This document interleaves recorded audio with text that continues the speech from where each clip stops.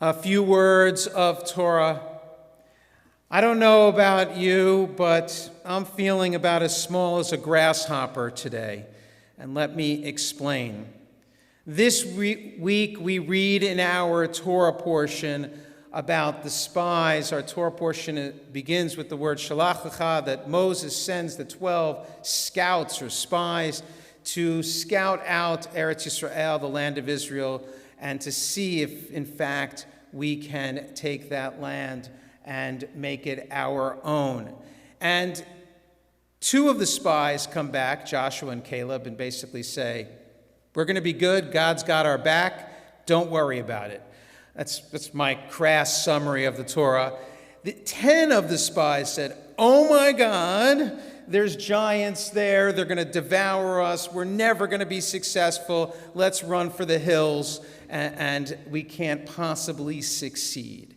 And of course, because of the report of those 10 spies and them, in a sense, convincing the Israelites that they're correct and not Joshua and Caleb, God says that that's it, you're going to wander the wilderness for 40 years until there's a generation born in freedom to go into the land, because we have to sort of lose this fear and have only confidence in order to go into the land of Israel.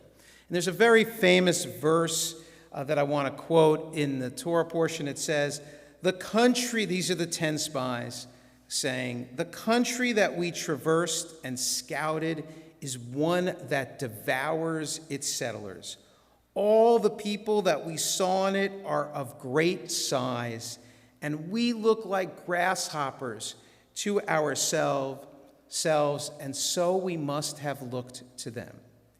And I can't help but think of this verse and this image about feeling small in the wake of today's Supreme Court decision overturning Roe v. Wade. And I want to explain why. It makes me feel small and less than as a Jew. And here's why that is the case. A woman's life, according to our tradition, takes precedent over that of the fetus. The Jewish tradition is clear that if the woman's life is threatened, and of course there is a debate about what constitutes a threat to the woman's life within the tradition and among authorities, the mother's life takes precedence. Our tradition lays out a clear hierarchy of values. It's not that the fetus is unholy, or it's not that it should be treated with disregard, but the mother's life stands taller, if you will, than that of the fetus.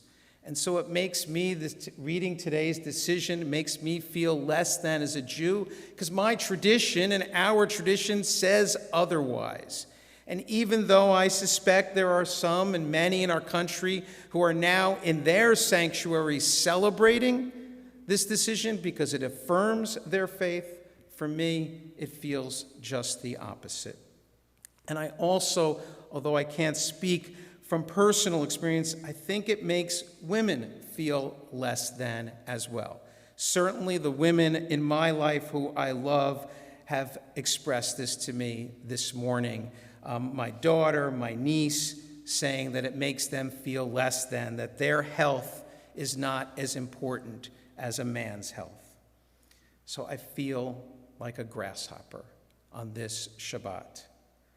Likewise, as I mentioned earlier, this month is Pride Month, and I had planned only on celebrating the advancement of LGBTQ rights at this Shabbat and in my talk. But I worry how long before the Supreme Court rules against gay and lesbian marriage. For too long, our language and our laws have written those who are LGBTQ out of our community and out of our country. We used words for centuries like normal marriage, or the marriage between a man and woman is what God decreed, writing others out by our language. How we use language can write people in or it can write people out. When we choose words that are exclusive rather than inclusive, we fail.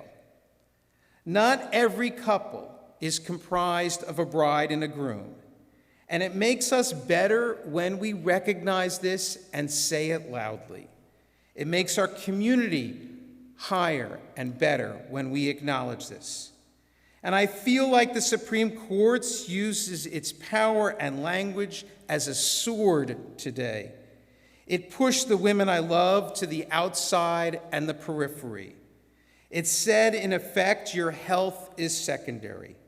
How long before it does the same to those who are LGBTQ? But despite my feelings of powerlessness, I can say that in our synagogue and in our community, I will continue to affirm these rights, to say unequivocally that all are welcomed and all affirmed here, that love and acceptance should come before those clear, bright lines that others wish to draw between people. Our tradition teaches that all human beings are created in God's image, B'Tselem Elohim, and that women's health is paramount, and that their bodies should be controlled as much as a man's, which is to say, not at all. Tonight, I feel a sense of powerlessness, and I feel very much like the Israelites who saw themselves as tiny grasshoppers. But I am left to do what we have always done, to say a blessing and sing a song. Our tradition sees meaning in the twilight that is approaching. It discovers lessons in this moment that is neither day nor night. It is this moment that begins our holidays. And it is this moment of twilight that will give us strength on this Shabbat. I quote now from Rabbi Reuben Zellman, who writes this beautiful prayer called Twilight People. As the sun sinks and the colors of the day turn, we offer a blessing for the twilight. For twilight is neither day nor night, but in between. We are all twilight people. We can never be fully labeled or defined. We are many identities and loves, many genders and none. We are in between roles at the intersection of histories or in between place and place. We are crisscross paths of memory and destination, streaks of light and swirled together. We are neither day nor night. We are both, neither and all. May the sacred in-between of this evening suspend our certainties, soften our judgments, and widen our vision. May this in-between light illuminate our way to the God who transcends all categories and all definitions. May the in-between people who have come to pray be lifted up into this twilight. We cannot always define, but we can always say a blessing. Blessed are you, God of all, who brings on the twilight.